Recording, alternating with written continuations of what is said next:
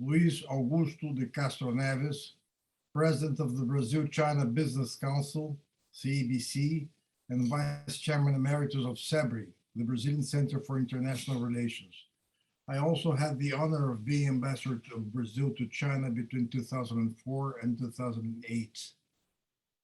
I would like to welcome all of you to today's event, Digital Technology and China's Regulatory Framework, held by CEBRI in partnership with Veirano Advogados and CEBC.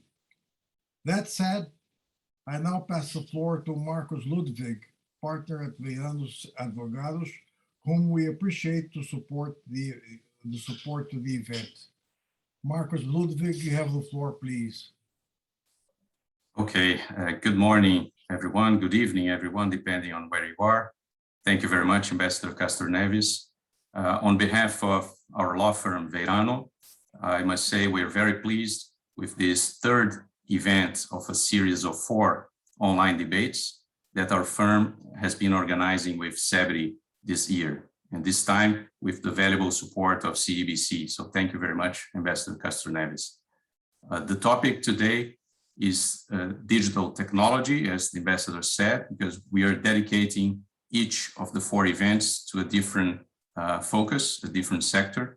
And today we're really excited to have a stellar group of specialists both from China and Brazil to discuss this timely topic. I think there will be contributions that will be new, be very fresh, and a lot of food for thought for the audience today.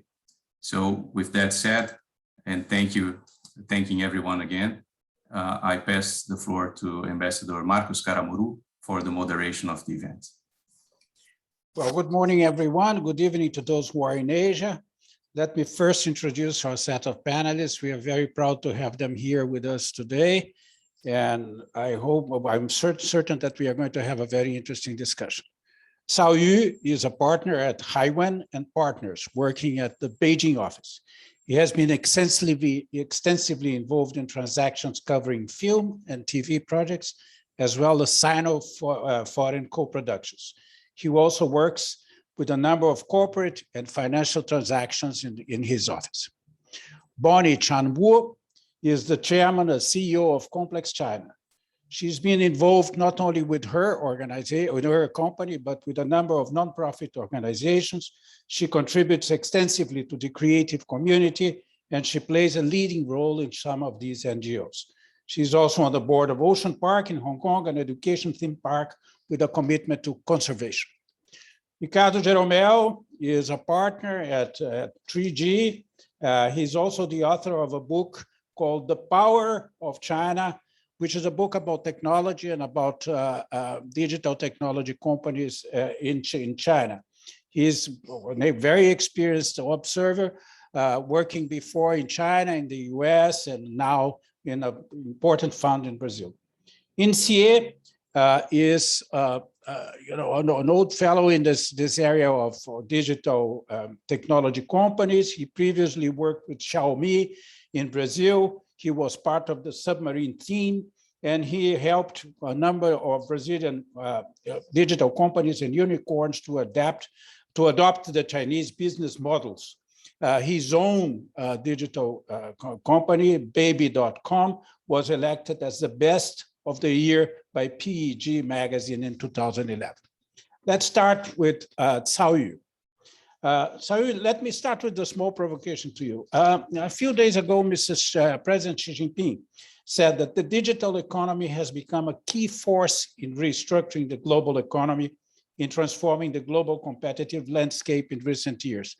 That's what's very welcomed by the markets, because it reassured the China commitment with digital technology development.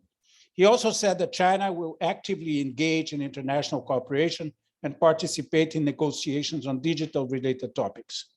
What I'm going to ask you is to use your 5 to 10 minutes to give us an idea of what's happening in the regulatory framework in China and what's new in the area of personal data protection in China. You can start. Okay, thank you, Ambassador. It's a great pleasure to be invited to be served on this panel. It's actually a very good question. It's extremely timely. I wanted to start by mentioning a so-called Outbound investment guide for digital economy. So the government published these guidelines in this July, setting forth key areas for the governments to focus in helping Chinese investors go abroad. So, for example, the encouraged areas including like R&D outside China, the incorporation into the global industry chain, etc. Just to give a little bit of color of the regulatory framework, it is in essence a highly regulated area in China in the economy. It's a relatively new industry. It's a relatively it's young. It's fast developing. It has comprehensive reach, and it has a lot of changes and innovations over the course. So much so that now one of the areas is already, like, say, national security and privacy and personal data protection. So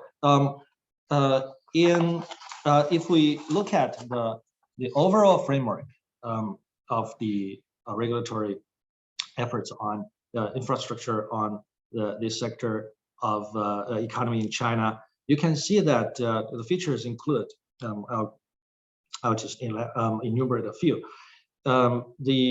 It is a heavily permit-oriented economy, a permit-oriented sector. So, for example, if you want to provide internet content to consumers, then you need a so-called ICP permit. If you want to transmit entertainment products, if you want to transmit entertainment content over the internet, you will need a so-called online cultural product transmission permit, etc. So you will have, if you want to transmit content over the mobile phone and mobile devices, you will need a permit for that part of the business as well. So you can see there's a lot of eligibility and permit requirements. One of the features.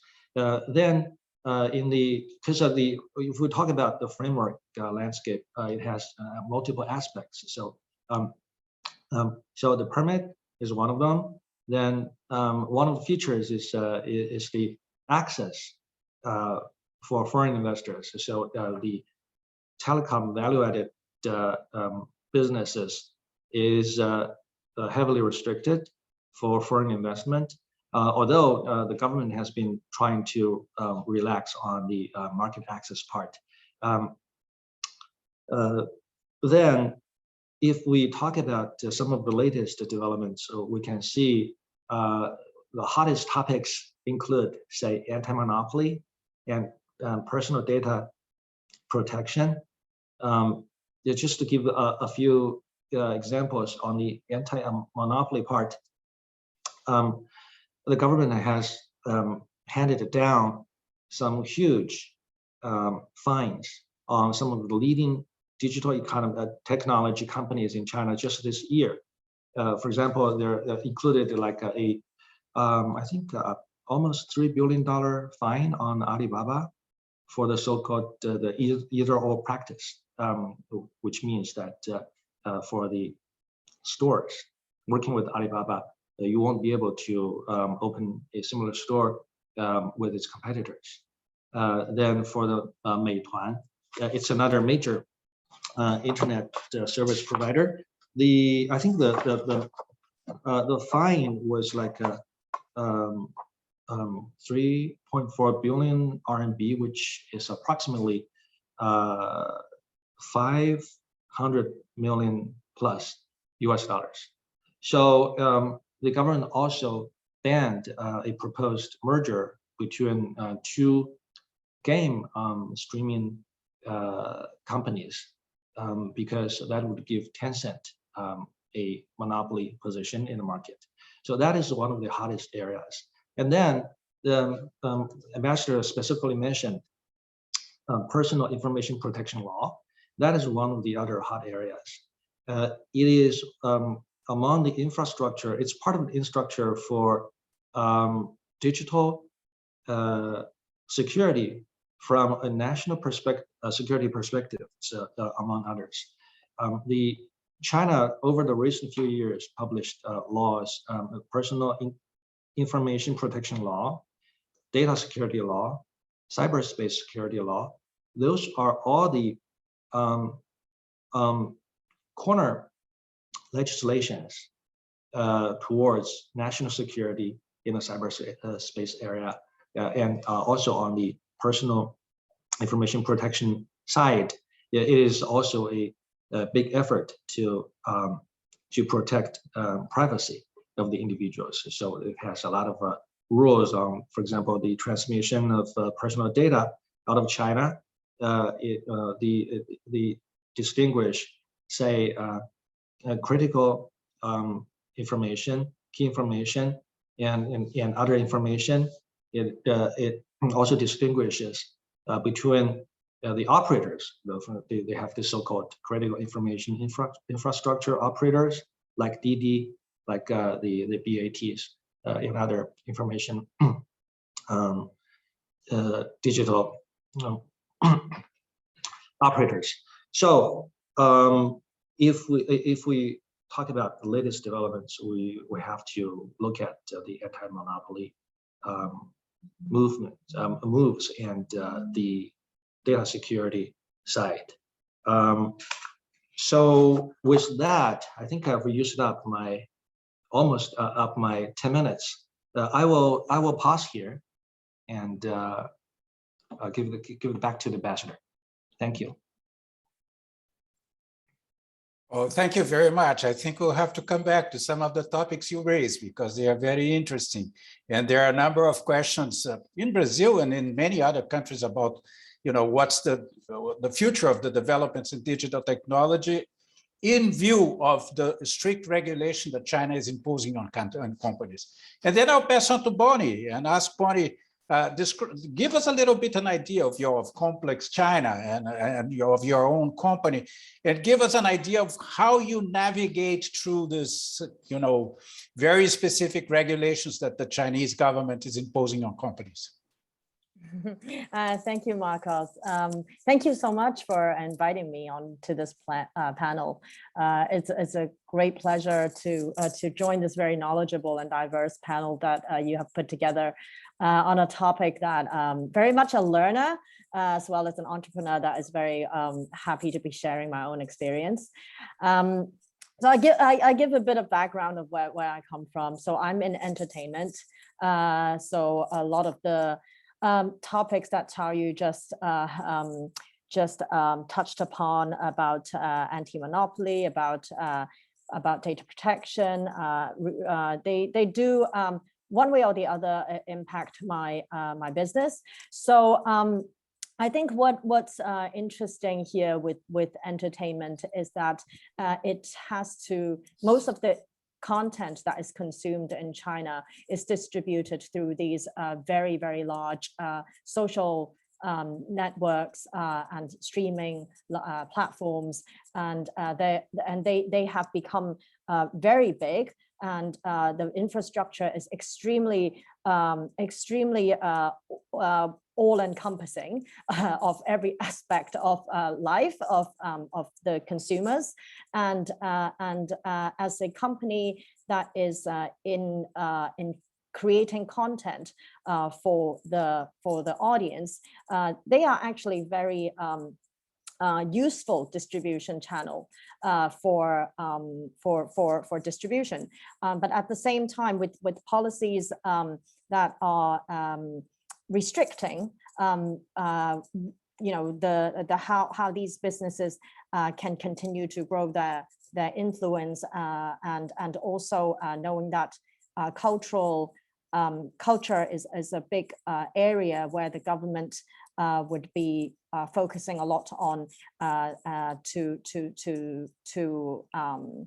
to basically part of the bigger policy. We have to, as a business, I have to pay a lot of attention on where it is going and be very aligned with the policy and build the business and with some anticipation of where it is heading. So this is the backdrop of where, how do I come into this panel. And also I think one of the very interesting thing about international trade in my area is that with digital technology, there is kind of a breaking down of the border between countries because IP travels across the world. So like in my case, part of my work is to bring some global IPs, like a very successful, let's say an entertainment format, a TV show, or some sort of social content that have been extremely successful in the West and adapted into the Chinese market. So the localizing the content is extremely important, but at the same time, how do you localize the content but still able to leverage the success of the original IP? That is also something that what I do will have to pay attention to how the policy is shaping the cultural, I would say, the narrative in the country. So this is where I come from. I think what's extremely interesting, especially for me, I run this company called Complex China that is very geared towards the youth population, and China has really one of the most vibrant youth population, extremely digital native and extremely forward in their lifestyle and embracing everything digital. So there are technologies, there are platforms, there are even, I would say, habits of consumption that are ubiquitous in China, but not so much elsewhere in the world, and those are the really interesting things where China is leading the way, and for IPs and entertainment companies coming into China or partnering up with China in those spaces, that there are a lot of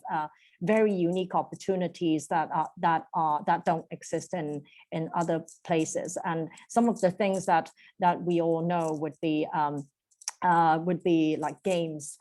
So China has a lot of Chinese, a lot of the most successful game formats are invested by Chinese companies, technology companies behind it, and also there is the social live streaming, social commerce is extremely advanced in China, and that are really moving consumer goods in a huge volume every day. And so it's a very highly digitized economy. So I would think in the next few years, you mentioned in the beginning of the panel that President Xi is saying basically to the world, China is very interested in building partnerships internationally on everything digital. I think there's just it is the infrastructure, it is the size of this economy and population that is digital native that is making China really the best economy to continue to innovate in that area. Well, a number of interesting topics too. We'll have to come back to a few of them later. Jeromel, my purpose was to ask you, how do you see the Brazilian environment and the Brazilian reality in terms of digital companies? But you're free to make any comments about the points that were raised before. You have new chances too later in the debate. Go ahead, give us an idea of how you see Brazil. This is fantastic. Such an honor to be here. And yes, a lot of very interesting points were touched upon. So basically, when we talk about Brazil and China, we all know China became Brazil's largest trading partner in 2009 and has been ever since. What many of us may not know is that in the first quarter of this year, for all the apps, all the applications that were downloaded in Brazil, 21% of all of them were from Chinese companies. Only 12% were from Brazilian companies, and only 12% were from American companies. In everything that is bought online in Brazil, in the main marketplace, such as Magalu, B2W, Amazon in Brazil, from everything that is bought, between 20 and 25% comes from cross-border e-commerce, which has the vast majority coming from China. The two most downloaded apps in the first quarter of this year were Kwai and TikTok, both Chinese. The first unicorn in Brazil, unicorn being a private tech company that has a valuation of over $1 billion, is 99, that reached this status thanks to investments from DD. So what I'm saying here, and I just gave you guys a bunch of data, is that it's for us that work a lot with Chinese tech companies. Brazil and Latin American overall became a very hot, maybe even a priority for many firms. You know, in China, I'll try to be very concise, but this China is a world leader in technology and innovation. And this is not my opinion, it's a consensus. But if we go and follow the path of how did that came about, we see that Xi Jinping came to power in late 2012, and from all the investment in the world, from venture capital funds in startups, less than 8% came from China. 5 years later, under Xi Jinping, in 2017, more than 1/3 of all the investments in the entire world came from Chinese VCs. What I'm trying to say is that the Chinese government focused, they said, okay, we need to become leaders in innovation and in mass entrepreneurship. So we look in China, the speed of the internet. China has one of the 3 fastest internets in the world. In Brazil, the speed of our mobile internet is below the speed of the world's average. And in China, in 2018, so way before COVID, there was a new unicorn being born every 3.8 days. Like in less than 4 days, there was a new tech company that was worth $1 billion. Why does this matter? Because as these companies keep growing, they need to go abroad. They need to internationalize to keep growing. And they are not very welcome in the US. We saw what happened with ByteDance and TikTok. In India, over 150 Chinese tech companies were banned. I told you guys the most downloaded apps were Kwai and TikTok in Brazil in the first quarter of this year. Both are banned in India. So the Chinese tech companies, usually when they go abroad, they start in Southeast Asia. That is way closer geographically. There are a lot of Chinese people there. But then they look at the world and they see Brazil with over 200 million people, more than the 5th largest population in the world, and you know that Brazil is not an easy place, but it's way easier than a lot of other places out there. So the Chinese are here. There is a tsunami that is coming. They're coming of tech companies. But I just want to mention one thing that is very clear to me of what my colleagues said. That I even want to add. I don't know, can I say that now, Karamuro, or should I save a comment on what they said? Okay. Go ahead. You know, what I want to ask, what you guys said, I see all this new regulation that the Chinese government is passing, and that will impact Brazil because it impacts these global tech Chinese companies. And I saw this quote from Xi Jinping that he said, we must recognize the fundamental importance of the real economy and never deindustrialize. So I feel that China is trying to avoid some kind of deindustrialization trap. So, you know, we all know that China was the world's factory based on cheap labor some 20 years ago. And I think that China is and will remain the world's factory, but not based on cheap labor anymore, but based on supply chain, tech, efficiency. Here at 3G Radar, we invest in a company called Wilson Sons that manages ports. So in Shanghai, we visit a port that one port in Shanghai does more than all the ports in Brazil combined in containers with less than 300 people. How do they do that? With a lot of technology, a lot of long-term thinking, and a lot of drive from the government. So I am under the impression, and I want to ask the other panelists here, that these platforms that some were mentioned here, Didi, or even Tencent or Alibaba, somehow they kind of became second-class citizens in the eyes of the government. That the government seems, you see the last 5-year plan, and they seem to be pushing things like semiconductors, artificial intelligence, technology that can really help China become more self-reliant technologically.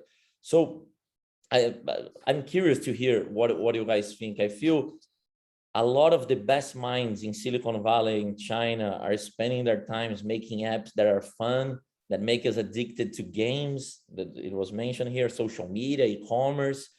And I feel some people are thinking that, yeah, this technology is great, but what is going to take our country ahead is things that are not these platforms that I mentioned, like semiconductors and AI. So, you know, I'm curious to hear what you guys have to say about this.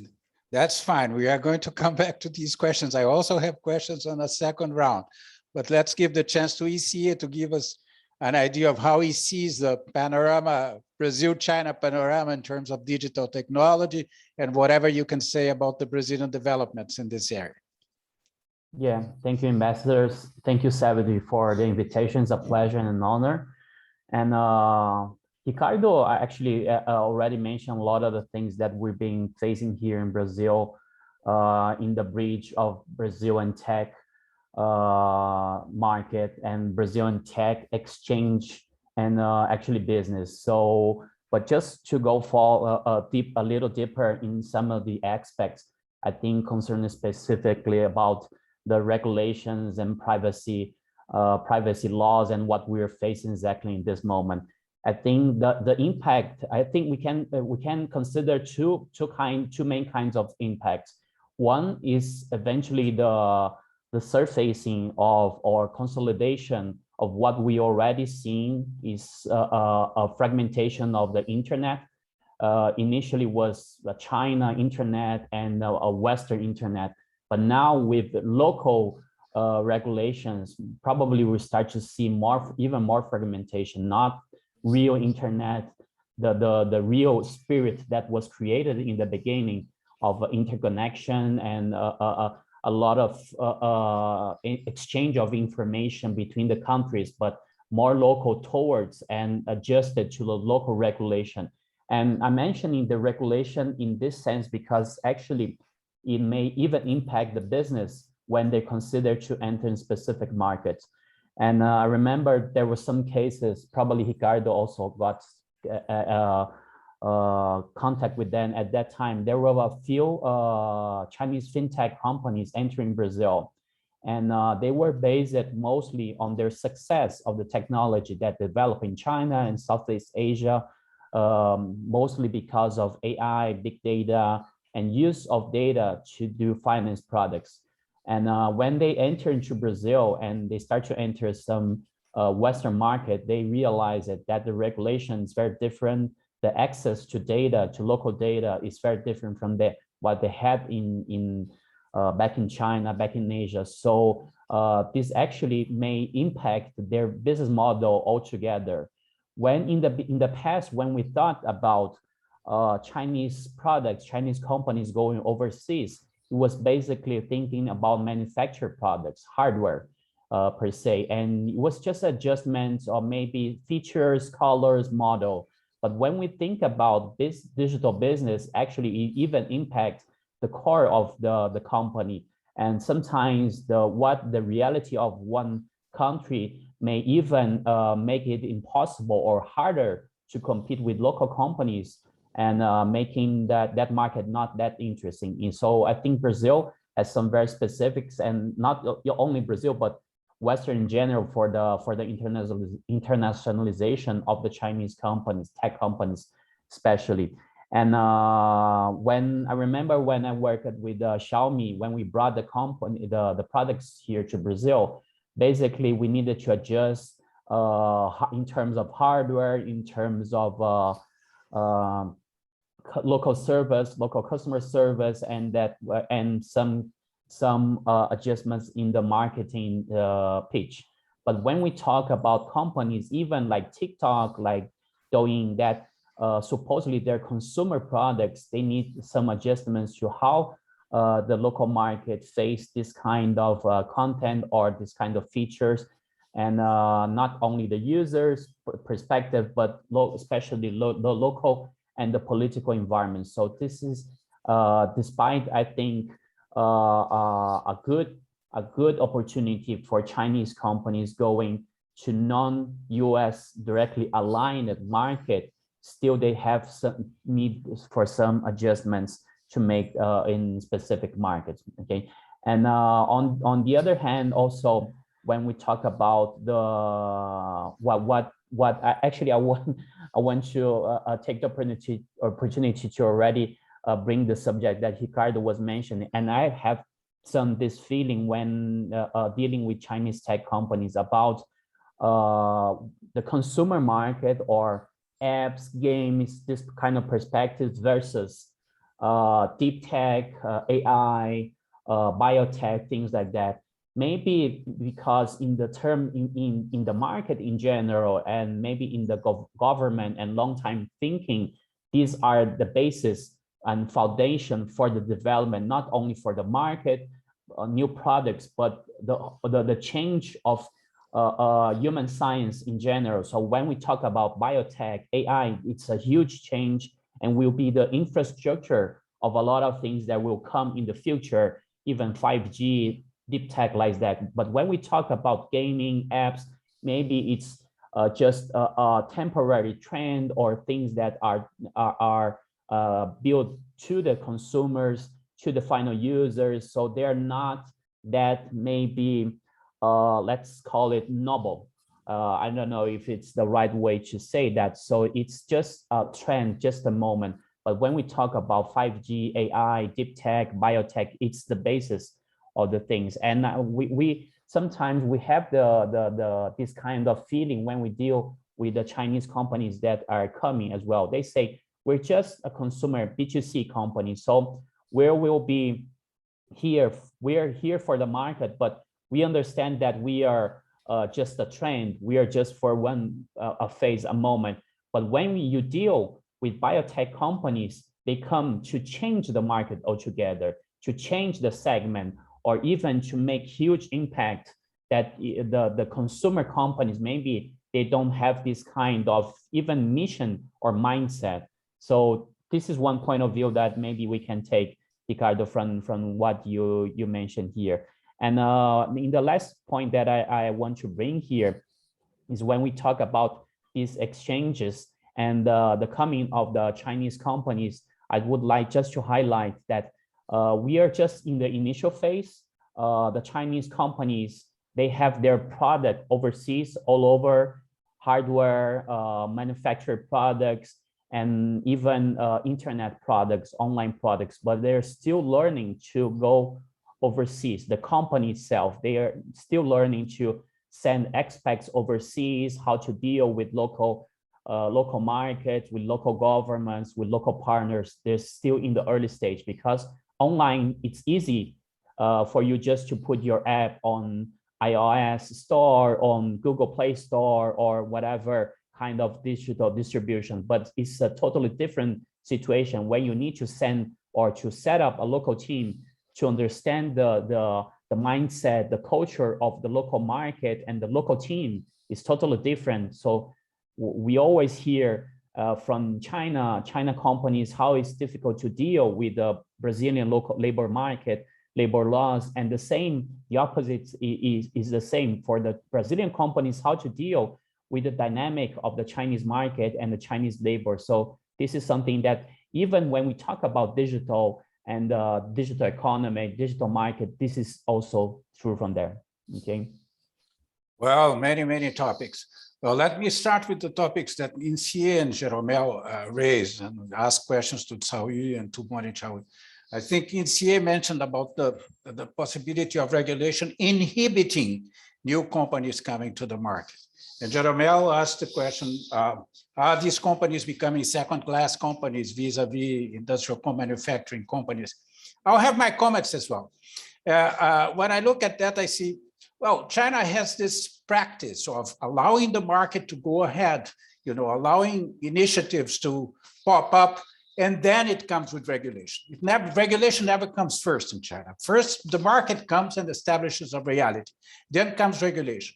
However, sometimes regulation comes and inhibits completely the market. That's what happened, for example, with the fintechs in China. Yeah, sometimes the regulation is so strict that the market becomes to be, very timid in new initiatives, very afraid of going ahead with new initiatives. The other comment I have is that sometimes we hear from many companies in China that, the idea that in China, you must be too big to fail, because if you are too big, the government is going to help you to succeed if you have problems. But in the digital economy, I have the feeling that China is thinking about too big to succeed. If you are too big to succeed, we have to interfere. You have to limit what you're doing. So I'll ask Cao to start and make comments about what Insie and Jeromel said, and about my own comments about Chinese procedures regarding market incentives. Go ahead. Okay, Ambassador. Thank you. Well, I actually have a comment that I wanted to make earlier, because I wanted to say that you did serve in China, because when you opened the dialogue, you quoted President Xi. So that is ultra correct. And you start by quoting something said by the big leaders. So that's very Chinese. Well, the question is really interesting. First of all, I have to say that I do not agree that, the comment that these internet companies, the giants, have become secondary citizens because of the new regulatory initiatives, etc. I wanted to start by saying that they are already super citizens. So so much so that the government as well as the market have started to feel that there may be, monopoly that's inhibiting competition in the market. You'll have to excuse me by saying not that directly, because a lot of the big digital technology companies are our clients. So, but you'll see that I'll give you some examples. For example, statistics. 2019, the retail amounts over the internet in China amounted to 10 trillion RMB, which is about like 1.8 trillion US dollars. So they are already extremely big, extremely powerful.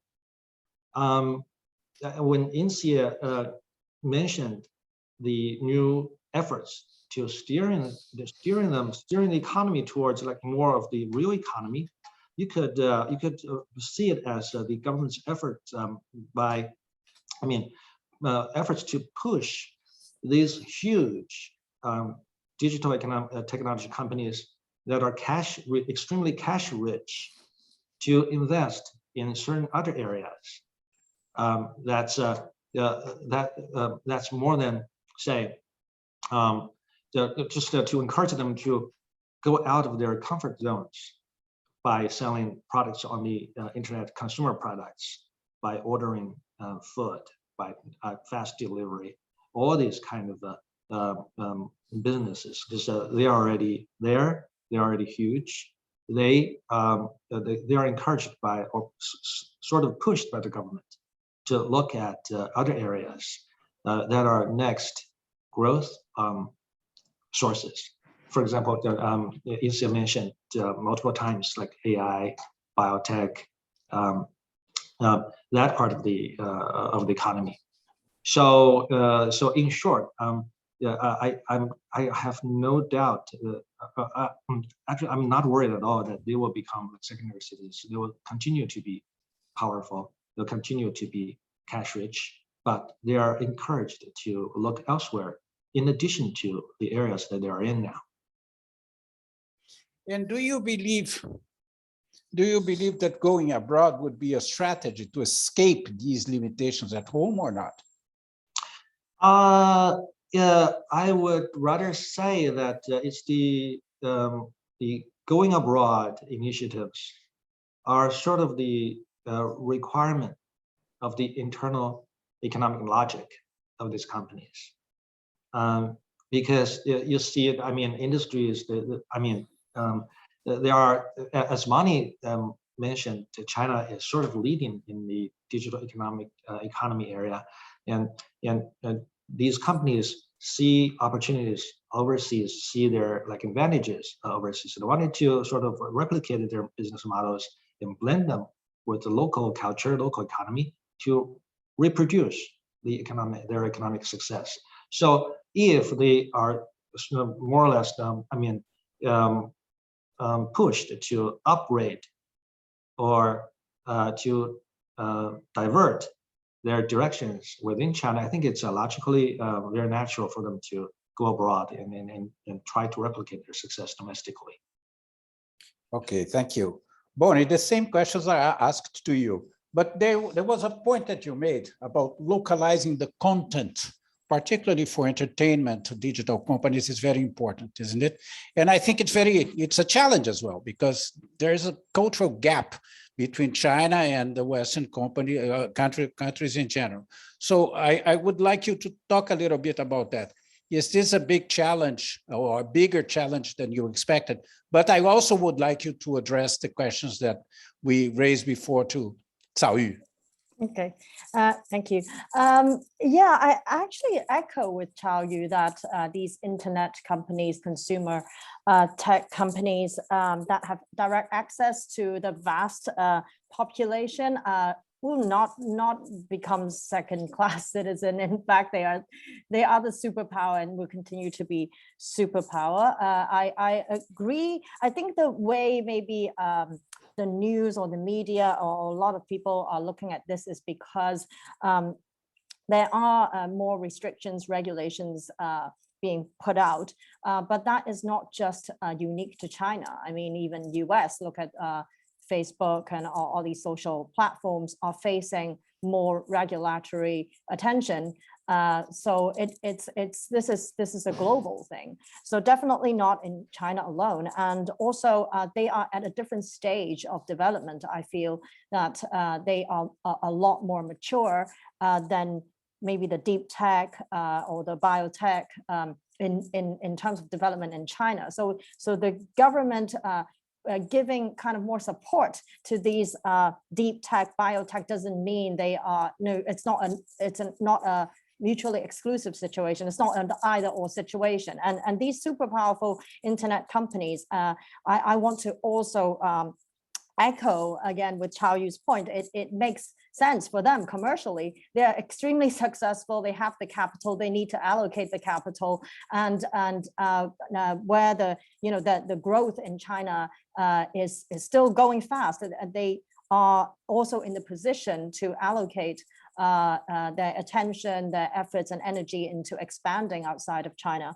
and that leads to your addressing your point about localizing content. In fact, I do work with some game companies that are invested by Chinese technology companies that are already gaining traction in Latin America, in Southeast Asia. It's very interesting with these gaming companies. They are culturally transcending the border. because it for young people, it's just a game. It's fun. There's no not a language issue. The local adaptation is less of an issue when it comes to games and when it comes to metaverse and where people all they need is a phone, right? But where I come from, entertainment is a very localized business. So when these, for example, these gaming companies trying to enter into the LATAM market, they firstly, the app is already downloaded by gamers in LATAM, and then they realize it's growing organically, and then they will have to prioritize which market in Latin America that they should look at first. And I would say Brazil is a natural choice because it's one huge market with huge youth population, and it is and you could leverage entertainment IPs like a big celebrity, a music artist, or some iconic IPs where it can have a huge influence over the vast market. So when these digital products, such as a game, is expanding outside of China, going into these consumer markets, that's where the partnership can come in, where a cross-cultural partnership can help build the business in a very different way than like a B2B business would do. And I also want to respond to a point where it says where I think Inshare raised a point about these consumer businesses. Are they going to really impact or make a change when they expand or go into a different market?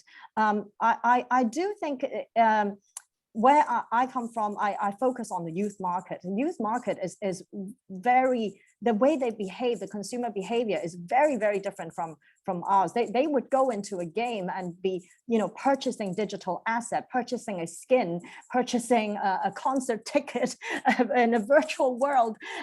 That is very hard for someone who is not digital native to understand. So they are really changing how lifestyles are perceived and how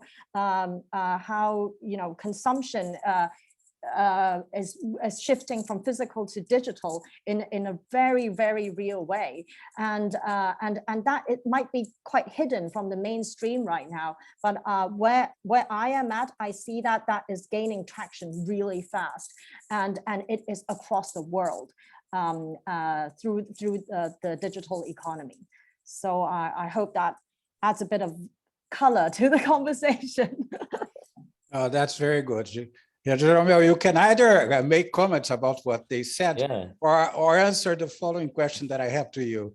Suppose, yes, you have a smaller number of Chinese companies going abroad and a smaller impact of Chinese digital companies in markets like ours. What is going to happen, actually? Why the fear that Chinese companies could reduce their attractiveness, or reduce to come? Is there a problem of financing? You mean investors, we prefer to invest in companies that were successful abroad, they know the results, and what happens? Or it's a question of lack of imagination or initiative here. Why do we depend so much on the Chinese model to succeed? Fantastic. Before I answer your question, I just want to make a comment. Our colleague, she mentioned a couple times about gaming. And I know a lot of us are like, oh, I'm not interested in gaming. Why does gaming matter, these video games? Because this gaming is not a business for children. The gaming industry, there is more money being circulated, being spent by people on gaming than on movies and music combined. This is a big deal, and it impacts your day-to-day life. There is one case of a company called C. C is from Indonesia, but Tencent is one of the major shareholders.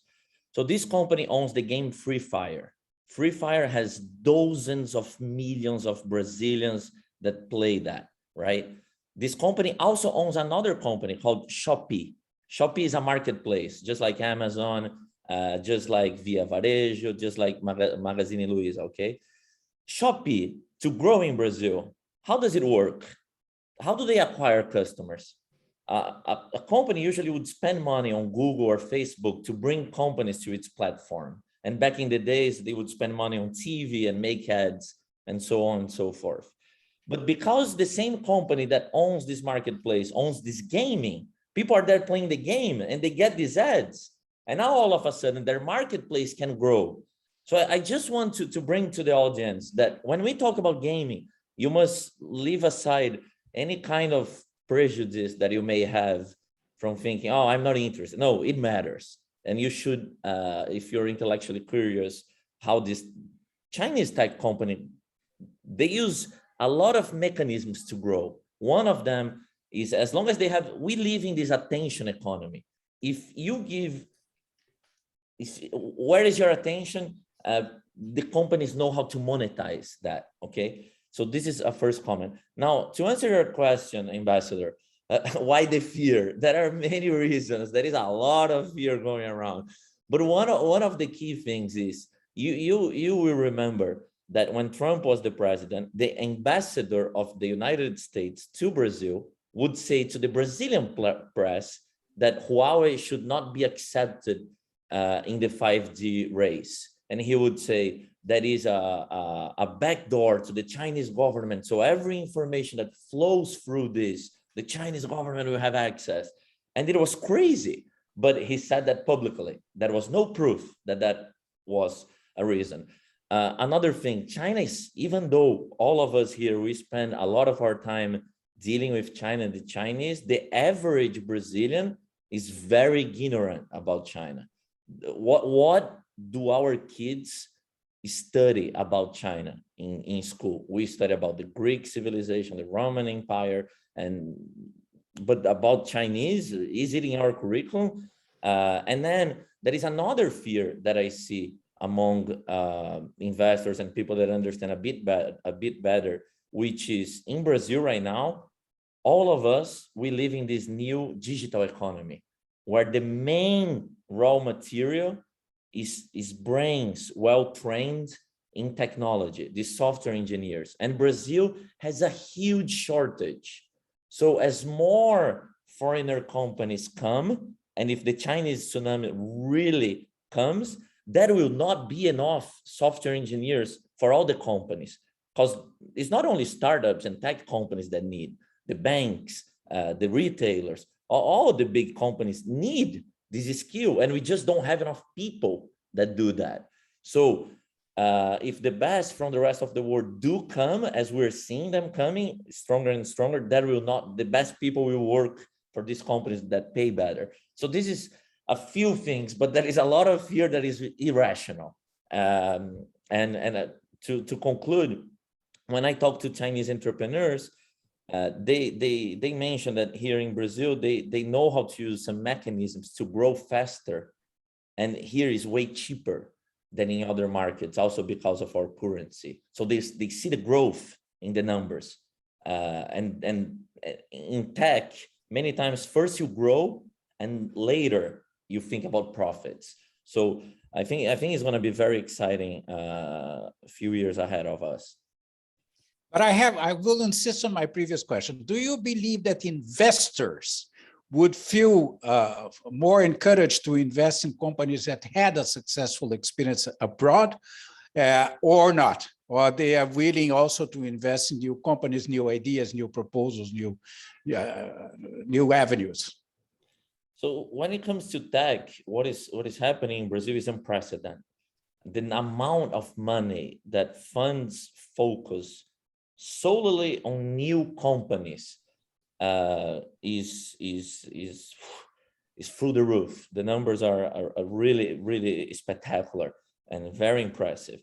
Latin America as a whole overtook Southeast Asia and became, besides the US and China, the second largest market in the entire world in terms of capital deployed to startups. So usually these venture capital funds, they specialize on betting on new ideas.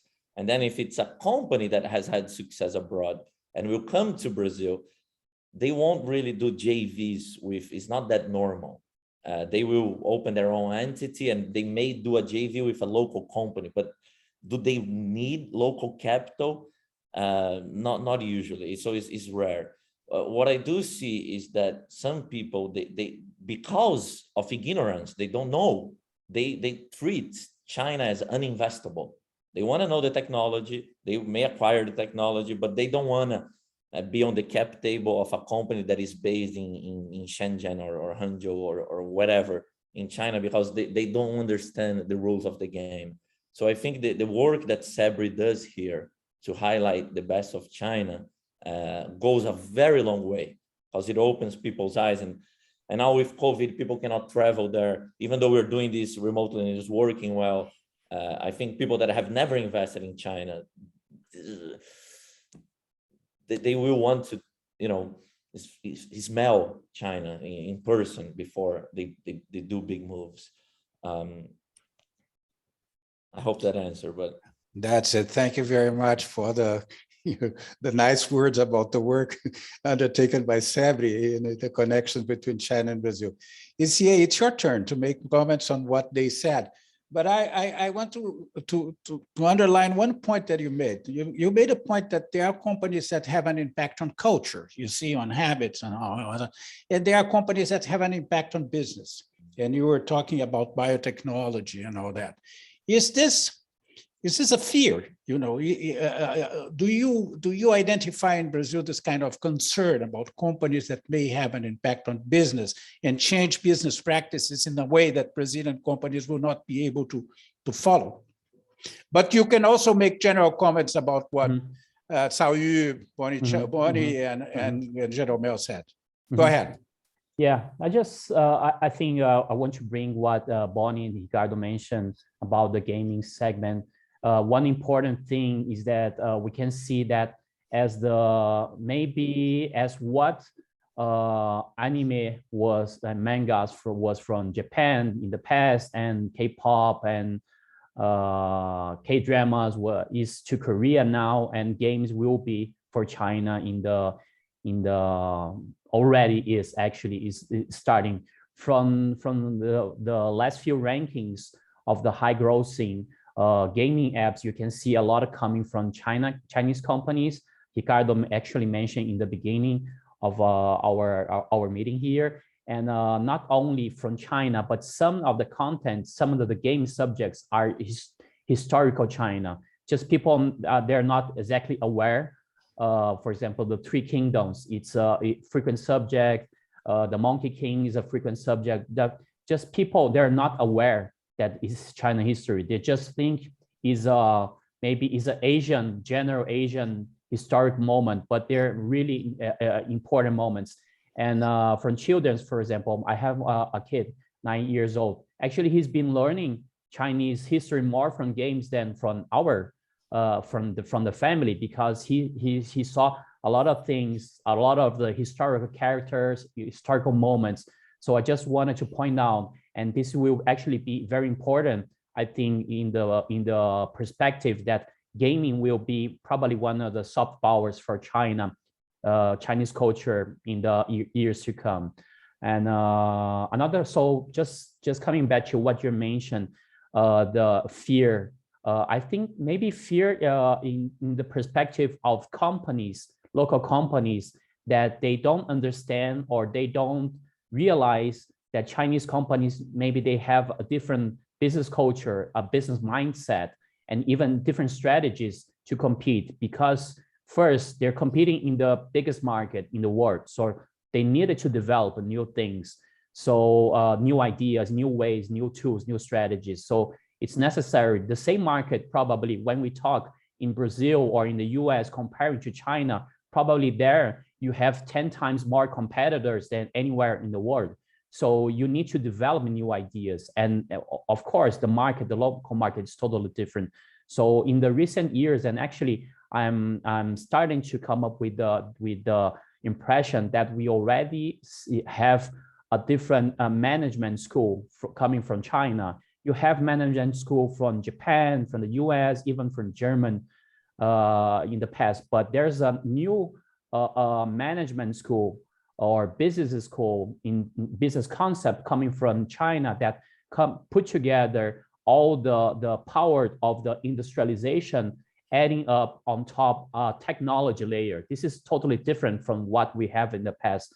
So I think the fear or what the Western companies should be concerned in general is from this point, not only because China is the industry of the world, a huge consumer power, but this is something that's not very visible, is the way that they think, the way that they manage companies, and the strategy that they have behind. Ricardo mentioned one of the biggest case actually is impacting hugely here in Brazil, the case of Shopee. Shopee comes with a totally different strategy to compete actually in a very crowded market, which is e-commerce. There are a lot of local players, very strong ones, very traditional ones competing in this space, but then Shopee came, and in less than 3 years, they changed the landscape. And actually many local companies didn't even realize what Shopee is. They just think this is a regular e-commerce company coming from subsidizing the discounts. Actually, it's not only this, not only because they have a huge amount of capital, they're been capable of doing this, but they even have different strategies, different business models, or they can rely on the gaming side that Ricardo mentioned. So this is I think the point, the new point that we should, the Western companies in general, the Western markets in general should be concerned is that the Chinese companies come with capital, with product, with huge internal market, but also with a different mindset to compete in any other countries. And this is something that the Southeast Asia is replicating. So this is why Shopee and Garena, actually they're from Singapore, but it's totally a Chinese playbook. So you see a lot of companies from Indonesia, from Thailand, also using the same playbook. So we should not only look at China, but the Southeast in general. They're generating a lot of companies, and in that region, they're coming to the West, coming to Brazil, competing in a different way. I just want to bring to the attention, there are a few logistic companies that these e-commerce companies, they're bringing along. So this is another point that is important. They usually don't come alone. So they come with the whole segment. When I mentioned fintech in the beginning, there were a few Chinese coming here, but then eventually they went to Mexico. And in Mexico, you have probably around 30 to 40 Chinese fintech companies competing in Mexico alone.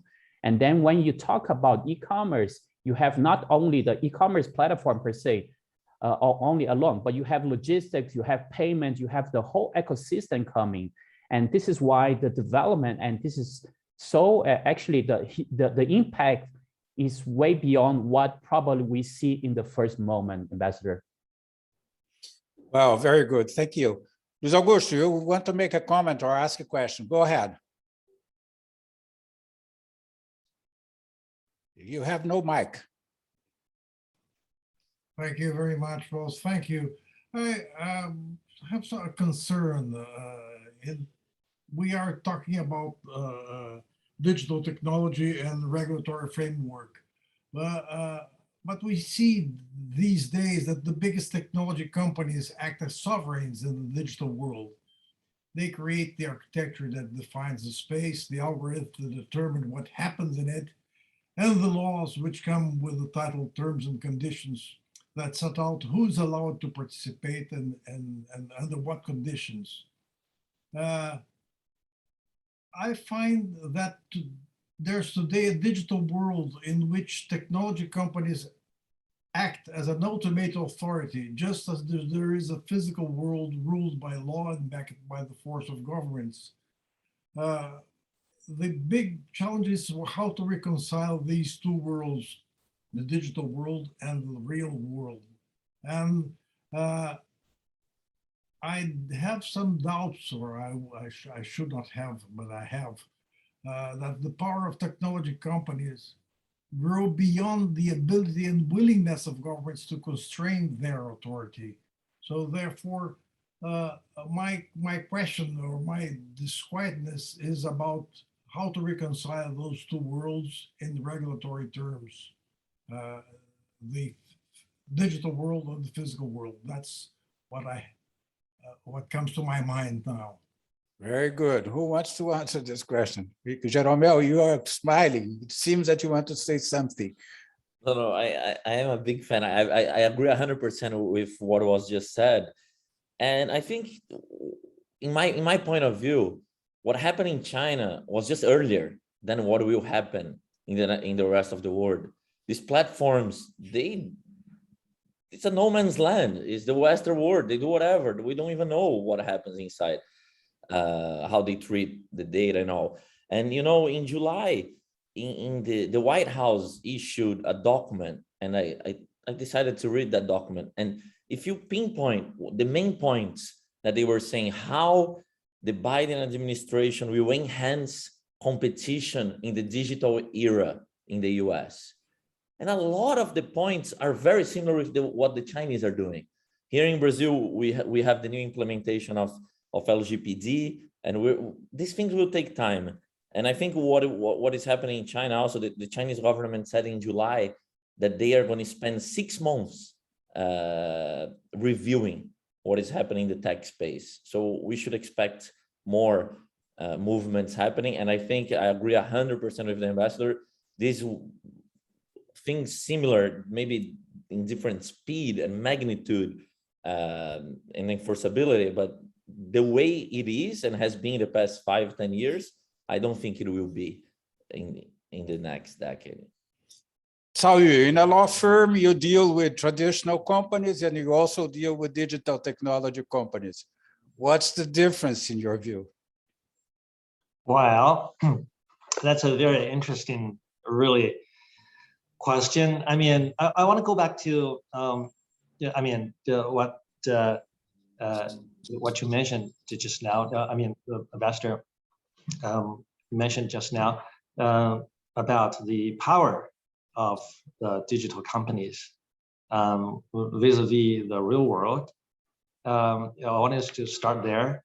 Now, I think there is, I think it's easier perhaps in China for the government to put constraints on the power of the big tech companies, including the internet, the digital technology companies, given the tradition, the political tradition, etc.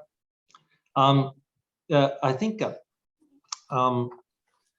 it's a matter of balance in any society when there is a voice that is particularly powerful, that's exceptionally powerful. Then you watch over it and try to balance it out. I think because I went to law school in the States, and one of the key principles that we learned at law school is that the American governments and society alike, they are extremely vigilant about one person or one, say, business becoming just too powerful. That's why they invented the anti-monopoly law, and as far as I remember, in the 1950s, the Paramount case basically deprived the studios from owning cinemas, and there have been all the basically split Bell, and then you see now AT&T and others. So I think you could see that in the States, for example, the giant internet companies, they are so powerful. They have that kind of power that the giant digital technology companies in China cannot think of some of that. For example, blocking the speech of an incumbent state leader, something like that. But I think we'll see. We will see. I think that every country has its balance point I think the respective countries will work their balance out as the industry goes on and the ramifications are better figured out. So I mean, for our, if you ask from a practitioner's perspective, the digital companies and the traditional companies are not that different. The digital there are vastly successful players in both areas. So so you wanna look at their sector. You want to see maybe because I'm in the entertainment media sector, so I am very used to like tech companies, the informal culture, that part. But in terms of business logics, business thinking, you could see that because you see the digital tech companies, they grow so big, so fast. There are reasons to that. They are very innovative. They are daring people in exploring new frontiers. But these elements also exist in traditional companies. So I have to say that I don't see differences that differentiate these companies or these mindsets or mentality per se. I think it depends, and it's I would like to view it as on a case-by-case basis, and then see that they follow more or less the same business and economic logics. But having heard that, I want to ask a question to Bori. Yes, please. What are the challenges for a digital company going abroad? Because a traditional company, the challenges are the business, of course, the economic scenario that the company is going to find in another country, the exchange rate, for example, because this has to do with the remittances of profits and all. What are the challenges? What drives a digital company to go abroad? What are the elements that the digital company pays attention to, in your view? I'm very excited about this question. Look, there are some statistics. So in 2019, for investments, overseas direct investment, ODI, in Latin America by Chinese investors, Brazil got about 890 million US dollars investment from China. It's not a lot, but the investment focuses in the TMT area, like information technology. So it's the largest sector for the Chinese overseas direct investment in Latin America. So there have been certainly lots of challenges. Actually, our respective panelists have already mentioned a number of them. As I see it, I think because when I had a job at the China Sovereign Wealth Fund a few years ago. So when I was working there, I actually wrote a paper, drafted a paper about challenges facing Chinese investors overseas. So it's there don't seem to have at a fundamental level. The challenges are more or less the same as I see them. I see. Right, at fundamental level. Bonnie, do you agree with that? Which are the challenges, Bonnie, in your view, of companies going abroad? For Chinese companies, digital companies, not traditional companies. Yeah, I think digital companies actually have, I would say actually less, should I say less challenges, because a lot of times the development, the infrastructure doesn't need to be replicated in well, at least the companies that we are, let's say if it's well, we use the gaming industry as an example. There is not a lot of incremental additional development that one needs to add to it when entering into a new market. The new efforts are mostly in the marketing side, sales and marketing side. So the product itself is pretty much universal. And I think the challenges would be the cultural adaptation, which is always a challenge, especially for Chinese companies going abroad. I think Chinese companies have been very busy growing their domestic market for many years, and the domestic market still has a lot of room for maintaining fast growth. So for them, a lot of the really successful companies, even expanding outside of China, it can be considered a distraction. So I think internally, even for the senior management, for the executives to see the value of investing into new markets and markets that most likely have smaller, smaller population, smaller addressable market, it is a challenge internally to get the CEO's attention to see how important this is. And also, I think another challenge that I wanted to add about culture, the Chinese culture is, I think Ricardo mentioned that the world outside are not very familiar with the Chinese culture, and it was not in the education curriculum. It's not in the pop culture, so it's very foreign to a lot of people. So when a Chinese company has to introduce their product, and where the product inevitably will have some cultural roots from China, Chinese companies might find it a little challenging or even lack confidence to really push the product as it is. But I think I often see that that could be sometimes a bit of a point of confusion for communicating a Chinese product when expanding into other markets. Well, let me ask the last question to ECA then. What's the impact of a company coming here in terms of the cultural clash? Because you worked with Xiaomi and you have the experience. What's the most visible impact? ECA. Yeah.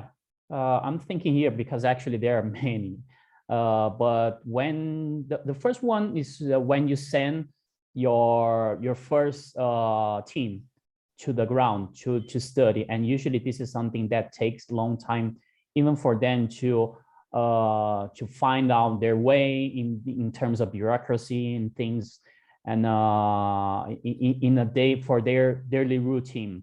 So I just want to bring again the example of Xiaomi that we had.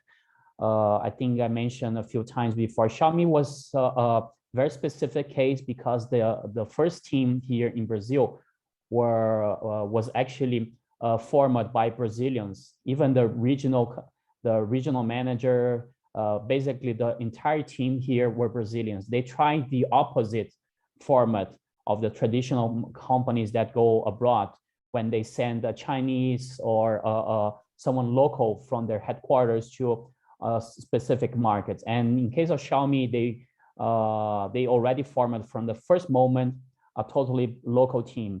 And actually, there were only two people that were speaking Mandarin. I was one of the case, and the other guy also was a Chinese Brazilian. So actually what happened was totally the opposite. We were disconnected culturally from the headquarters because we were a lot of Brazilians trying to work with the Chinese product, with the Chinese companies, without having a deep understanding. So I think in the end, it's all about the first thing is that will be the basis for the development of the company, is that regardless of the level of the product, the price of the strategy, it all comes from the company culture adjusting and understanding the local culture.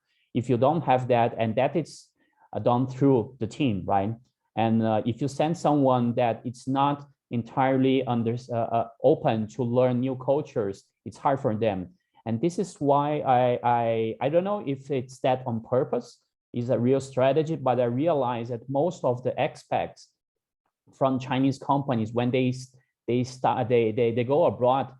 Many of them actually they're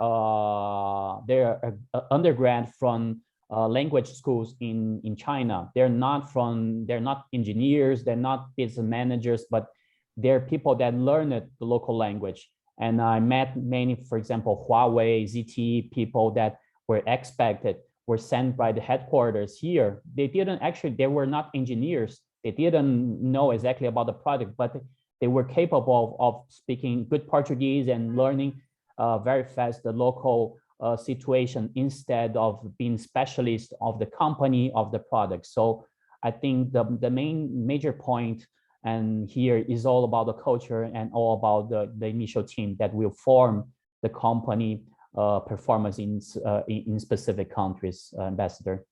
That's very good. Well, we have to close. Does any of you have a fundamental comment at this point? You know, an important point that you missed and you want to come back to it? It's a question to all of you. If not, thank you very much. This was a fascinating discussion. Oh yeah, Cao Yu. Right. Yes. I thought you're saying goodbye. I thought it was a little bit premature to say goodbye, but go ahead. We still have a few minutes. School, so raise a hand. So I just wanted I wanted to add a note on the concern and fear part that Insia elaborated. I think if we think about the fear about Chinese companies coming to Brazil and the fear about Brazilian companies entering into the Chinese market, we in China we have been there with particularly the United States. So in the early stages of the reform and open policy, the American companies came to China. Every one of them is like formidable. And the government was facing like a dilemma. If you let companies come in altogether all at once, then they're gonna crush the indigenous industry. But if you keep them out, then they will. Then you lose the opportunity to learn and to attract foreign investment, etc. So the Chinese government worked out a way to open the market gradually, and at the same time cultivating indigenous industry. Then so much so that at this time, so a lot of the Chinese industries are very confident to let foreign investment come in and compete, at least in China, and many of them have gone out into other markets. And in terms of the outbound investment by Chinese investors, it's also like the challenges mentioned, like legal, cultural, and the lack of human resources, and at times adversity. So these are all the matters that Chinese investors have seen and have experienced. But you've got to go there. You need to find local people. You have local access, advisors, understanding about the environment, understanding of the culture, and still you start to grow outside your country's border. So I think the fear would be natural, but it certainly cannot and should not be the element to prevent efforts from either accepting Chinese investment or actually going into China. There are lots of opportunities here, actually. So I think just wanted to add that I think given how vast and how wise the people in Brazil are, I think there are got to be ways to strike a proper balance for the outbound and inbound investments. Very good. Any other final comment? Well, if not, we have to close here. It is a very interesting debate. We are navigating new waters, of course, and I hope this is going to be the first of a number of webinars that we are going to organize to discuss these topics. Thank you very, very much to all of you. I enjoyed very much this discussion, and have a good day, everyone. And thank you, the audience, for being with us for this 1 hour, almost 1 hour and a half. Thank you, and bye-bye. Thank you. Now this is bye-bye. Bye.